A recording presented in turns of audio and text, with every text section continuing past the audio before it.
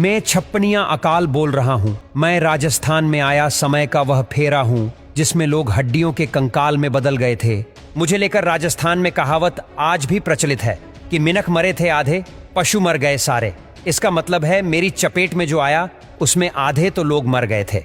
आज मैं बताऊंगा मेरे इस छप्पनिया अकाल के दौर के उन राजाओं के बारे में जिन्होंने अपना पहना हुआ जेवर भी बेच दिया था।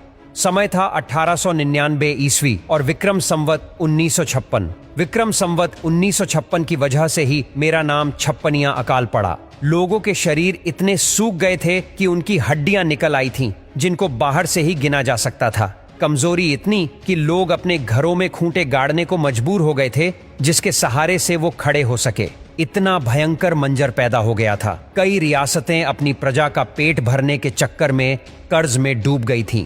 उस समय भारत में अंग्रेजों की हुकूमत थी। एक और अंग्रेजों का अत्याचार और दूसरी ओर मेरी मार ने लोगों को घुटनों पर ला दिया था।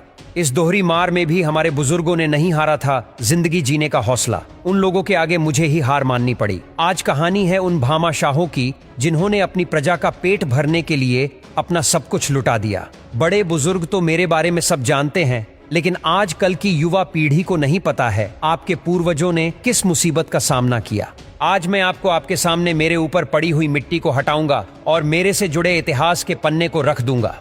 पश्चिमी राजस्थान का ये वही इलाका है जिससे कुदरत खासी नाराज रही और पानी के लिए एक भी नदी नहीं थी। यहाँ के लोग सिर्फ बरसात के पानी पर ही निर्भर थे और 1899 में तो बादलों ने जैसे न बरसने की कसम खा ली थी। और उसी में चलते होता है मेरा आगमन, यानी छप्पनिया अकाल का तांडव।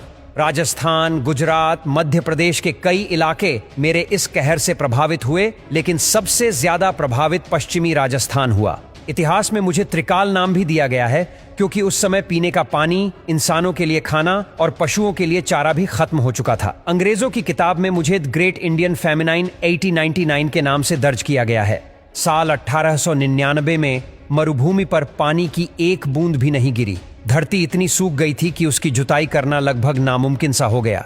न पीने का पानी था, न ही खाने को अनाज। जब खाने के लिए अनाज कम हो गया तो लोग एक दिन छोड़कर एक दिन खाने लगे। जब रोटी बनाने के लिए अनाज कम पड़ गया तो लोग राबड़ी पीकर दिन निकालने लगे। जब जब लोगों के पास खाने को कुछ नहीं बचा तो लोगों ने खेसदी की छाल का चूर्ण बनाकर ही पानी के साथ पीने लगे। लोगों ने वो सब कुछ किया जिससे जान बची रहे, लेकिन भूख ने लोगों के तन को चूसना शुरू कर दिया। दिन बीतने के साथ साथ लोग खड़े खड़े हड्डियों के ढांचे में बदल गए। यह दौर ऐसा था जब लोगों की कमर पर तो चांदी के सिक्के लटके रहते थे, लेकिन उसके बदले में कोई एक मुट्ठी अनाज देने को तैयार नहीं था। समय ऐसा आ गया कि एक मुट्ठी अनाज का मूल्य सोने चांदी से भी ज्यादा हो गया।